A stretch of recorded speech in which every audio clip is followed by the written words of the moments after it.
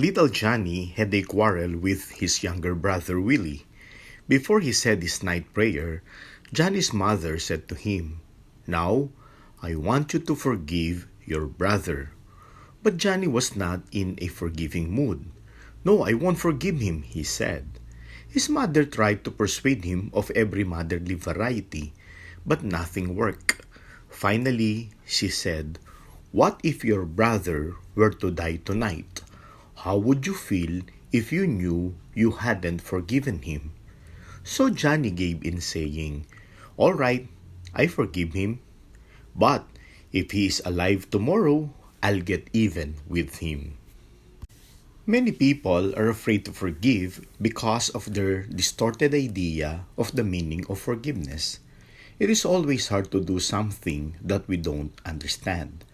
Therefore, I want to defend forgiveness by clarifying some doubts, clearing some confusions, and answering some questions. Why are we afraid to forgive? One night, a friend of mine called me. She shared with me her resentment toward her cousin. She was so close to her, but suddenly, her cousin took her for granted, which deeply offended her. She asked me, "Am I not becoming dishonest with myself if I forgive her, while in fact I am very angry?" Her concern was she might not be true to herself because it seems when she forgives, she is denying the fact that she is angry. I told her that actually the opposite is true. If things are okay, there is no need for you to forgive. But since things are not okay, you get angry, then you need to forgive. Forgiveness does not mean you act as if nothing bad happened, yung parang wala lang nangyari. The truth is, forgiveness is one sincere action, for it admits that evil indeed has been done. Another apprehension why some people are reluctant to forgive is the notion that the one who hurt me might think he is right when forgiven.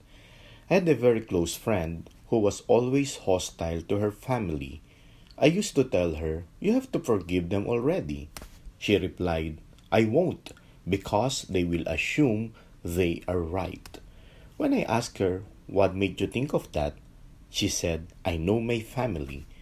For her, not to forgive her family means to tell them they are wrong, and she wants them to realize the gravity of their offense. In response to her apprehension, I said, "You can forgive and still believe that what they have done is wrong." I told her that forgiveness does not mean condoning or tolerating the wrongs the person has done. Forgiveness is an act of righting the wrong but not making the wrong right. Itinatama natin ang pagkakamali pero hindi natin ginagawang tama ang mali. The most common and typical complaint against forgiveness is that it isn't fair to forgive. When someone has wronged us, our sense of fairness dictates that our wrongdoer should pay for what he has done. If we forgive, it seems we ignore justice. I remember one time at the airport, I was waiting for my turn to check in my luggages, and the lady in front of me was bickering with the airline agent at the counter. And I was just looking at the agent, and she was so cool. And after they are done, and when it was my turn, I told the agent, "Well, I admire you for being so cool." And she just smiled at me, and I asked her, "How did you do that?" And she said, "Well, sir, that lady is going to Japan, but her luggage is going to Thailand." According to Smedes, there are only two genuine options for responding to a personal injury that we did not deserve. One of them is vengeance, the other is forgiveness. Vengeance means infliction of punishment in return for a wrong committed. This is a desire to get even, an eye for an eye and a tooth for a tooth. But vengeance does not restore peace. It exchanges violence with another violence. Fairness is not restored. Violence does not end. Therefore, something must be done to stop this cycle.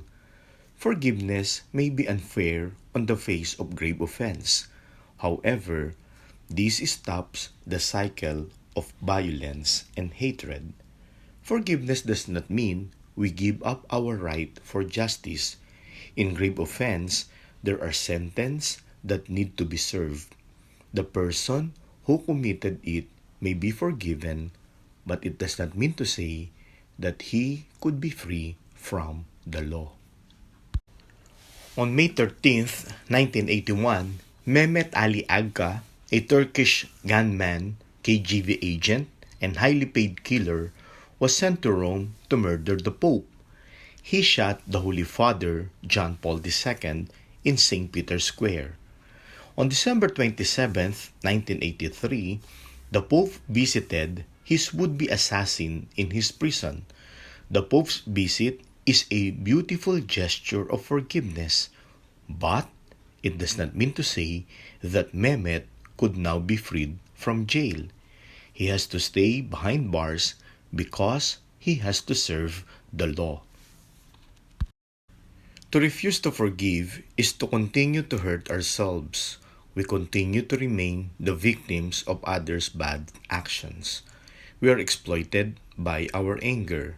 But when we forgive, we put ourselves back in control.